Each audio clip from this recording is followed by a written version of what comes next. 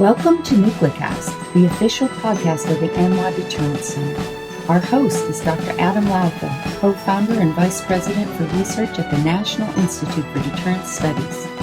The NY Deterrence Center is a 501c3 organization ensuring a broader understanding of the nation's strategic nuclear deterrent and its ongoing modernization. Thank you for listening and welcome to the show. The views of the host and the guests are their own. Welcome back to another exciting episode of NucleCast. Of course, I am your host, Adam Loh, and today we have another great guest who's coming to us from halfway around the world. Of course, I'm talking about Matthew Loh. Matt is a reporter for Business Insider in Singapore. You know, he's Singaporean. He may not sound like it, but he is. And, Matt and I talk periodically about variety of issues related to China, nuclear weapons, and he covers the region and he does a great job on it. And so I thought, hey, who better to give our audience a perspective on sort of how do the Singaporeans, a small country, an important country at a really important choke point in for global trade and traffic, and who has it's a country that has to sort of manage a very precarious relationship with us and the Chinese and the Japanese and everybody else. And so I thought it would be really interesting to hear, the Singaporean perspective. And I think Matt kind of has his fingers on that perspective. So with that said, Matt, thanks for joining us on NucleCast. Thanks, Adam. This is my first time on a podcast, so this is really awesome. Yeah. I've been looking at the other episodes. I'm really it's such an honor to be put on the same platform as your other guests. It's crazy. Well, thanks for being here. And I mean, you have a unique perspective. You know the region. You're the defense reporter for Business Insider in Asia. And you're sort of centrally located in a really important place. And you are a native Singaporean, so you have this kind of unique perspective. So for our audience, help our audience sort of understand how a country like Singapore that, I, as a Navy guy, I've worked with the Singaporeans on deployments and, on some other programs that we worked. And, you deal with the Chinese, you trade with the Chinese, you're constantly balancing relationships with all of these competing great powers. So how does Singapore see itself, and how do you manage these difficult relationships, and just give us a perspective on how you see that region? Yeah, I think probably something that we have to start off with is the perspective of the Singaporean public. I think a misconception that I get a lot is that because Singapore is roughly 75% ethnic Chinese, that there's some sort of affinity among Singaporeans and the CCP or the government in Beijing, and that can't be further from the case. We have no loyalty to China. We see ourselves as Singaporean, as our country. We see our country as our ancestors building up something for ourselves. So we have no really relation at all politically with the Chinese. But that being said, we do share some cultural values. But over the course of the last 100 years, a lot has changed in China, and so there's a big gulf between how Singaporean Chinese think and how mainland Chinese people think. So that's something that I really wanted to clear up before we start. I think to look at the Singapore-Chinese relationship, particularly, you have to probably look through three different lenses. The first probably is, when it comes to the U.S., in general, the thing about our military is two very vital prongs of the Singaporean military are American. That's our artillery and our Air Force. We joined the F-16 and the F-15 and the F-35 programs, and we use the HIMARS. And those are two really, I would say probably, in my opinion, the most important aspects of our military. So if we ever had to choose, for example, between the U.S. or China, if we had a gun held to our head, for example, I do think that it's very likely that we would not side with the Chinese, because we have our own regional priorities to worry about. And that's what our military is built for. So we do not want to give up, any sort of capability that we would need from the Americans. For example, I mean, I know that like the F-15, F-16, and whatnot require a lot of maintenance. HIMARS also requires a lot of parts maintenance. So we definitely would keep the Americans, closer in that sense. So if that's your first prong, so what's prong 2 and prong 3? Yeah, so the second, I think, is through the public. As I mentioned earlier, I think the public we don't think of ourselves as, at all affiliated with China. But I would say that the Singaporean public in general is not very in tune with things that are happening around the world. And I guess you can say that about a lot of other countries. So there is a risk if, God forbid, war does break out over Taiwan, for example. I think the Americans are going to have their work cut out for them, kind of convincing Singapore and maybe the rest of the world why they should be involved. Because a lot of Singaporeans won't understand that. And I'm sure probably a lot of people in America might not understand it as well. But there are Singaporeans who do think that China would probably be in the right to invade Taiwan, but I do not think there's enough mass for there to be some sort of like political shift towards supporting China. But there could be if China gets enough time to work the ground, politically and among our businesses, and that's what our government is really concerned about, which is the third prong, which is I think what our government, the way we always see it, is we're really small, so we punch above our weight, but we're still really small. So whenever there's a lot of conflict, especially between the U.S. and China, our two biggest essentially partners, right? There's actually I don't think there's much we can do. I don't have a lot of insight into how Singapore is dealing with these things diplomatically, but we've always said that we always try to, I guess, toe the line, never really break out and, say our own thing, rock the boat. We just kind of try to keep quiet. That's really our style.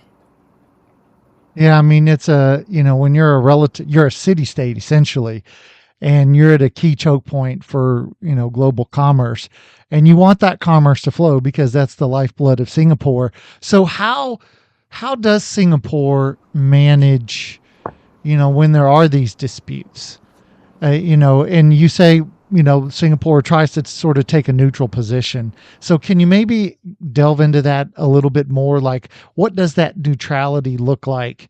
And then, but you do have these, military ties to the United States. And, whenever I would do a Westpac, on a Westpac, we would oftentimes, you pull it, the U.S. Navy pulls into Singapore. And so, you have these strong ties. We've got lots of U.S. military. I shouldn't say lots. We have some that are in Singapore. So there's a pretty strong relationship. But on the other hand, China is a huge financial partner. And then, so as you look and as you, as a country try to influence, particularly behind the scenes, give me some details. How does that work? How are you thinking? How do you manage that? Well, I think let's use one example, which is the Ukraine situation right now. With America and Europe really looking at a lot of sanctions on Russia and on a lot of Russian equipment, particularly weapons. And we hear all the time, NATO saying that China is supplying Russia with important parts, vital parts, and there is some suspicion that a lot of those parts moves through Singapore. And so Singapore, the way we deal with things, like this is probably something that I don't represent the Singapore government or my country when I say this, but I think Singapore really just tries to toe the line tries to stay neutral by allowing this trade to happen, while kind of, Singapore has also said that we support the sanctions on Russia. We have joined the list of countries that have stopped, buying Russian goods, and we comply with whatever this, U.S.-led sanctions mandate, essentially. But we kind of close one eye. That's something we say all the time. Like, when something doesn't look exactly, it's a kind of a gray area, we might not necessarily look into it. And of course, we will deny this, we'll never say this, right?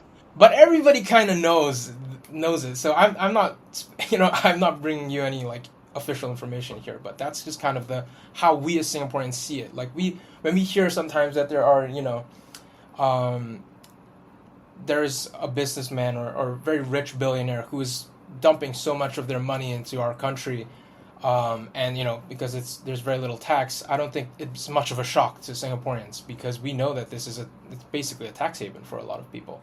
And when you have a tax haven, it invites all sorts of characters, right? And so it's just so hard to tell exactly how Singapore polices a lot of this. There was after the COVID pandemic, there was a huge exodus of wealth from China, and a lot of it came to Singapore.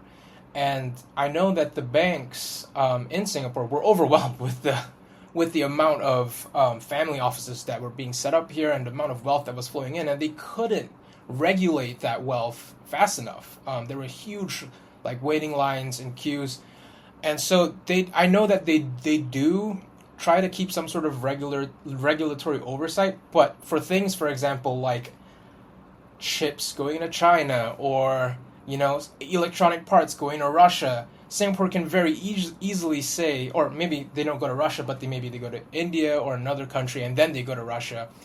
It's very easy for Singapore to say, well, these are just electronic civilian parts that have, they don't necessarily, they can be dual use. They don't necessarily have anything to do with the military. And they're not going to Russia, they're going to another country. So it's a very cynical way of putting it, but we kind of just don't ask so many questions in terms of the financial aspect. But you brought up also, something I also need to bring up is we have 500,000 Chinese citizens living in our country. And in a country there's 3.5 million Singaporean citizens. That's a really big chunk of our population. So that is another factor that we have to consider. A lot of them, they work across all levels. So some of them are construction workers, some of them are businessmen, some of them are business owners.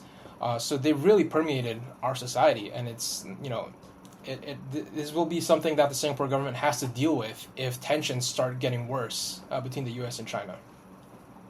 Yeah, it's interesting you say that because many people don't quite understand, when we think about Europe, and for Americans, we've historically tended to be Europe centric. And when we look at countries, we're like, well, why don't they do more? And why don't they have a bigger military like Denmark, for example, or Iceland or a number of European countries. But then when you really look at it, they're the size of one of our 10 largest cities in the US. I mean, they wouldn't even be, Singapore wouldn't be a top 50 city in China. It's actually quite small, but it, like you said, it plays an outsized role, and it does it quite well. So from your perspective, you and I have talked in the past about China and China's ambitions. How do you see those ambitions, and how do you see them playing out? And then how is Singapore trying to maneuver itself to be best positioned within those ambitions? Yeah, well, I don't have a lot of insight into how Singapore is navigating, China's ambitions, but I can just briefly tell you what I think. And again, this does not represent the views of my country or my company. This is my personal views. I think if, for example, let's just theorize here. If, for example, Taiwan falls, and relations between the U.S. and China have completely been cut off, Singapore is really the only passageway for China to reach Europe. If, let's say, it wants to trade with Europe or the Middle East and Africa, the other option really is to go through Myanmar, I think, from the Yunnan province, go down by land, and then you have an access point to through Burma to the Indian Ocean. But who knows what's going on with Myanmar now, right? I think China is probably really frustrated with what's happening there because the situation is so unstable. It's trying to play both sides, I suppose, and see who wins. But it's just there are a lot of question marks. So if, let's say, Taiwan falls, I would not be surprised if China starts looking towards Singapore. And it is definitely, we feel it. We feel, if you look out in Singapore, you will feel kind of Chinese influence starting to try to creep in. And the Singaporean government has actually come out to kind of say that they don't appreciate that. recently, I think last year or 2 years ago, there was a Singaporean man who was designated very publicly on state media, on our national media, as a person of foreign interest. So they were saying this person works very closely with other countries, and we basically are marking him as someone who's compromised, to put it that way. And that was a warning, because there are a lot of Chinese associations. Remember, I told you there's a lot of cultural ties between mainland China and us. Like, a lot of people believe in the same religions. We have a lot of the same values. Some people believe in their roots. But yeah, so there are a lot of these Chinese clans and associations that have, I would say, probably been very heavily infiltrated. Infiltrated is a very strong term, but there's a lot of Chinese influence in those associations and clans, and they can have considerable weight over a lot of businesses, a lot of business owners. And so I think by announcing, so the person who was, I can't remember his name, but the man who was designated kind of as a foreign influenced person, foreign agent, foreign agent, was associated with those clans. So it was kind of like they didn't really do anything to him, but it was a warning to these associations that, hey, we're watching out, we're looking. And I do know, just hearing from sources on the ground, that the Singapore government is very concerned about possible influence or political, election interference, for example, by the Chinese government. They are talking to a lot of stakeholders and business owners just to get an understanding of what the national security situation is like. So definitely, Singapore is not just going to take this lying down. We are moving toward. We're trying to respond. That's a very big. That's a good way to describe how Singapore often acts. Its strategy is to respond. So very rarely do we take preemptive action. Usually we're responding and reacting. We usually react and respond very well and efficiently and effectively, but we generally wait to see how things are going to play out, and then we make our move.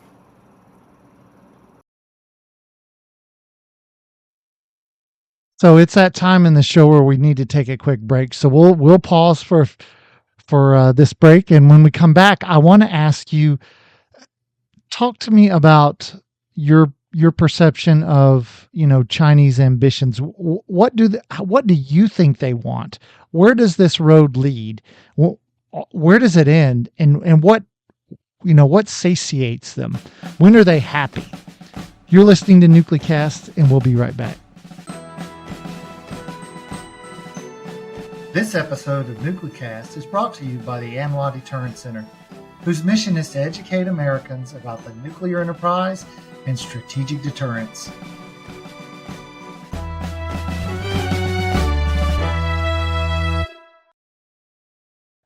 And we're back, and we're talking to Matt Loh from Business Insider.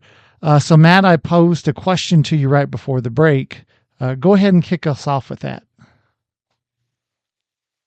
Yeah, I think that if China, what would satiate China is essentially to get free reign over whatever they want to do through our city. I don't think necessarily that they want to take over China the way that it's done with Hong Kong, or that Xi Jinping aspires to do with Taiwan, but they will essentially prefer to get a free pass, right?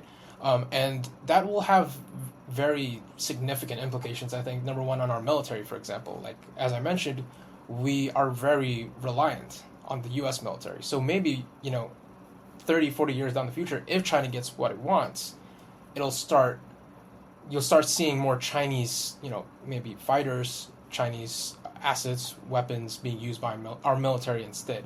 So that would be the scenario that I think China prefers. But of course, I don't think that is the popular scenario in Singapore.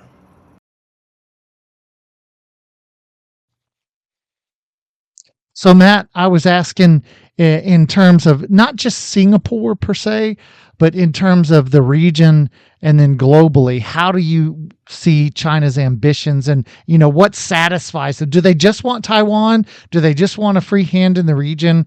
Are they looking to establish themselves as the Middle Kingdom and everybody sort of respects them and pays obeisance? What exactly do you think they're looking for? Oh, that's a tough question. I personally, I do not think that China necessarily wants to be the number one power. I don't think it has aspirations to supersede the United States in that aspect. But I think it wants to grow as much as it can, as much as it wants, and it doesn't want to be inhibited by any other power. And because it doesn't really play with the rules of the international order all the time, I mean, sometimes it does, but generally, when we look at the way that it runs its own country and the way it interacts with countries that are a lot weaker than China, generally there's going to be resistance, right? So I think I don't think I have much of a different perspective than what a lot of people in the U.S. think. But I do think that I don't agree with people who might say that China wants to be the next middle kingdom of the entire world. I think that at this stage it doesn't necessarily have that vision. Maybe eventually it might, if it's allowed to grow to a bigger stage, if it takes Taiwan, if it exerts authority over Japan and Korea and over Singapore. But at this stage, I think it just wants to continue to grow as much as possible. And that also comes against the backdrop of, internally the Chinese economy is not doing very well. If you hear what the people who fled China to Singapore have to say about what happened in the country, they're devastated by what happened during zero COVID. And they frequently say that they've lost faith in their government, and so that's why they've moved to Singapore or outside of China. And that is something that I think the government also has to keep. The government also keeps in mind when it thinks about its foreign policy, because what is a great way to unite your people, to have external threats and to have external goals to push out into Taiwan, to fight against the U.S., for example. So that's something that I think we're quite concerned about in Singapore.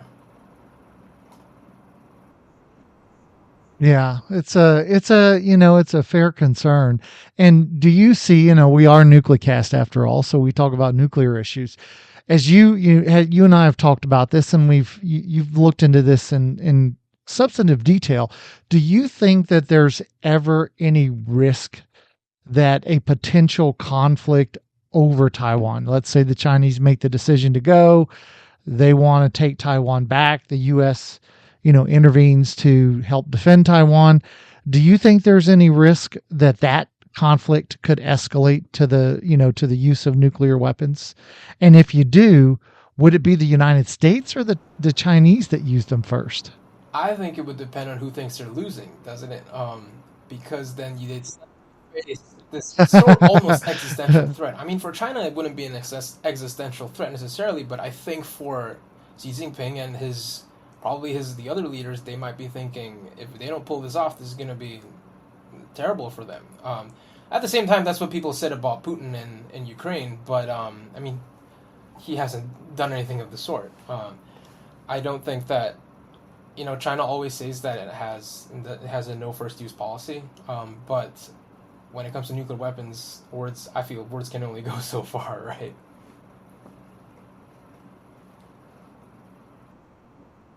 Sure. Now, it is that time in the show where I like to bring out Bob the Genie. So as I bring out Bob the Genie and I rub my magic lamp, of course, Bob grants 3 wishes to all guests, as long as they relate to the topics we've been discussing. So with that in mind, Matt, what is your first wish? My first wish for like Singapore. For Singapore, for the region, how do you want this whole thing to play out? Well, my first wish is for Singapore is for our public to start learning how to educate themselves in the news, and with politics and in geopolitics, because we do not have any of that foundation, partially because our media is very controlled. The controlled media is very, very controversial, I think. There are good things and bad things about it. We limit protests, for example. But what that means is that when our media hasn't caught up with what's being spread on social media, you have this terrible environment where basically, I feel 60%, 70% of Singaporeans are getting their news from bad sources. And that makes us so susceptible to foreign interference. you could say from China maybe, or from some other place. There are a lot of levers to pull on the Singaporean public that could possibly influence our future elections. And if the global order starts to continue breaking up and a lot of countries decide that they want to influence Singapore somehow, I think we are very fertile ground for interference. So that's my first wish. Do you want me to list the other two? That's an interesting one. Yeah. Yeah. That was an interesting one, though. I hadn't thought about Singaporeans being, I would have assumed that Singaporeans were pretty well educated because, as a city state that has to interact with so many different nations and is dependent on global trade, I would have assumed Singaporeans were pretty well read and understood sort of the global news far better than we Americans who are, we live in our towns in middle America and we sort of go about our daily lives and we don't worry about what happens around the world because we don't really have to. I would have assumed Singaporeans were far more in tune with that than we are. But it seems you're saying sort of the opposite, that they too are enmeshed in their daily lives and focused on their daily I lives. think that's the whole world. It's just that So that, we, as a country, have not been trained to have very difficult conversations about foreign policy and geopolitics because we're very used to just focusing on what our media focuses on, our local media focuses on. And I'm not saying that's a terrible thing. I'm just saying that to yeah. prepare for the next few decades, we need to start thinking about changing up how we treat the media and social media, or else it could backfire, in my opinion. Yeah, that's an interesting point. Okay, so that's wish number one. How about wish number Wish two? number two, I guess for Singapore, is that everybody stops fighting. Because when everybody stops fighting, we do very well. So if, somehow, I have no idea how, the U.S. and China decides, there's some sort of magical solution,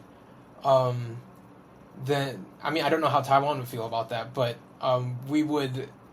it would be a huge relief for us because we do have some domestic issues that we'll have to grapple with, like the aging crisis, our birth rates are plummeting, and the climate crisis, we're heating up very fast. These are certain things that we have to deal with, and we don't really want to have to deal with a lot of chaos and disorder happening outside of Singapore because that's how we thrive, is through order and commerce, right? So that's a almost impossible wish, I think, but I don't know, maybe one day. Yeah, that's it's good to sort of get that perspective, that hey, Singapore wants stability. This because you're a trading nation. So stability is sort of your bread and butter. Okay, so that's a good one. So that's number two. And then how about for your final wish? Oh boy. My final wish. Well, we talk a lot about nuclear weapons, right? And last year I had an article about how a lot of analysts feel like there's going to be, with China entering the nuclear production race, I suppose. There's going to be a huge question of when do we consider, what do we consider the new lines, for nuclear deterrence and for nuclear treaties. I hope that China starts to become more open about what they're doing, because that really concerns me that we're starting to have more and more power, centralized power in all of these big states, and at the same time growing nuclear power, offensive nuclear power in all three. It's, as a young person, I worry about it. I'm sure many people worry about this as well, but that would be one of my major, as a young person, that's one of my major fears, and I really hope that things work out somehow. Yeah. Singapore, if war comes to, Southeast Asia, Singapore is going to be affected by it, and nuclear conflict would, potentially affect Singapore as much, if not more, than a lot of countries around the world. So it's certainly an understandable concern. So those are three good wishes, and it sort of gives gives me and, our audience a sense of where does a sort of a very important country in the region, how are they thinking about some of these issues that we think about from sort of a much bigger strategic perspective in terms of, American power around the world, that kind of thing. And we get a look into the region itself. So that's very useful and helpful. So thanks for coming on NucleCast to share your perspective and help the NucleCast audience have a better understanding of, Singapore and, one of the key players in Southeast No Asia. problem. Thank you for having me on the podcast, Adam. And of course, thanks to you, the listeners, for joining us on this episode of NucleCast. And we'll see you next time. It's always good to get a perspective from somebody who's not an American, just to kind of get a sense of what are they concerned about. So Singapore, it's really important to the United States. I've spent a good bit of time there, worked with the Singaporeans, and, they're an important partner, particularly in the region. So, it's kind of good to see what do they care about, what do they think about, so that we, the United States, can do the best possible job of managing, a positive relationship with an important country. So it was good to hear from Matt. This has been a production of the Anwar Deterrence Center, a 501c3 that seeks to educate key decision makers, stakeholders, and the public to ensure a broader understanding of the nation's strategic nuclear deterrent. Our executive producer is Kimberly Charrington, and this episode has been engineered and mixed by David Crumthal. Help us grow our followers by sharing it and follow the show on LinkedIn, Facebook, and Twitter at NucleCast.